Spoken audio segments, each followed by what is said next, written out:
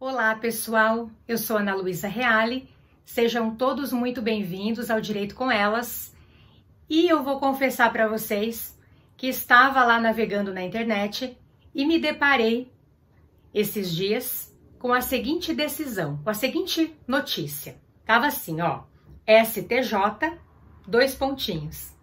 Em citação por correio, prazo começa no dia útil seguinte ao AR.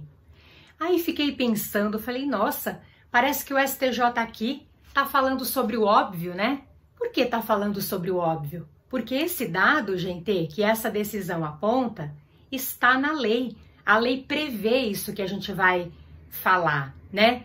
Mas vejam que interessante, às vezes a questão não é tão óbvia assim, existem questionamentos com relação a isso.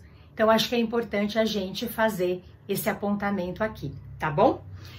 Então, vejam, quando a gente vai falar sobre prazo, pessoal, me parece bastante relevante que a gente entenda a distinção entre termo inicial ou dia do começo de um prazo para com relação ao início de sua contagem. Então, eu costumo dizer assim para os meus alunos, termo inicial de um prazo ou dia do começo do prazo é uma coisa, início da contagem desse prazo é outra coisa, né?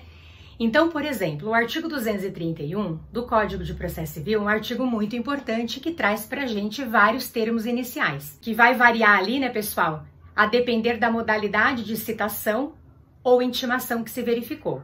O 231, ele não é o único artigo do CPC que trabalha termos iniciais, né, de prazo. A gente tem, por exemplo, o artigo 335 do Código de Processo Civil que também fala sobre isso, mas o 231 é um artigo muito importante do Código que fala sobre dia de começo do prazo, também chamado de termo inicial. A decisão do STJ tem a ver com isso que a gente vai falar, então já vou exemplificar aqui. Vamos imaginar que um determinado réu tenha sido citado pelo correio, né, nos termos da lei. E aí, o artigo 231 caput, pessoal, ele diz mais ou menos assim, né? Salvo disposição em sentido diverso, considera-se o dia do começo do prazo. Dia do começo, termo inicial. O inciso 1, ele já coloca mais ou menos assim, que quando a parte é citada ou intimada pelo correio, o termo inicial, o dia do começo desse prazo, será o dia em que nós tivermos ali a juntada aos autos desse AR. Juntou o AR aos autos, dia do começo do prazo.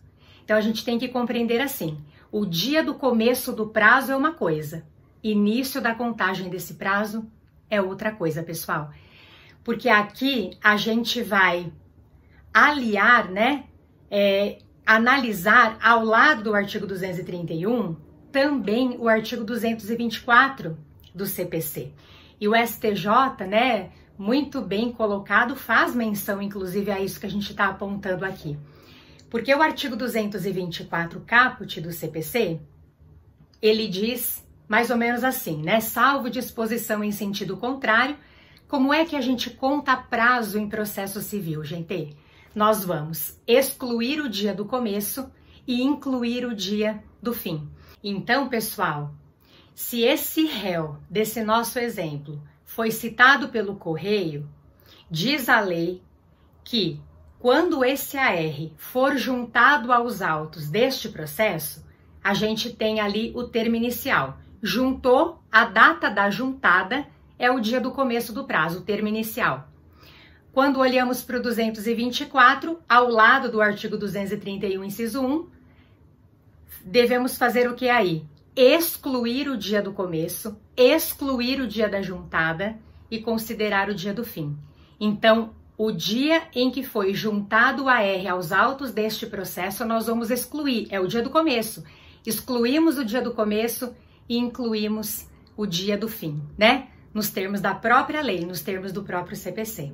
Então, a gente tem a contagem, o início da contagem desse prazo, pessoal, no primeiro dia útil subsequente a essa juntada desse AR, tá bom?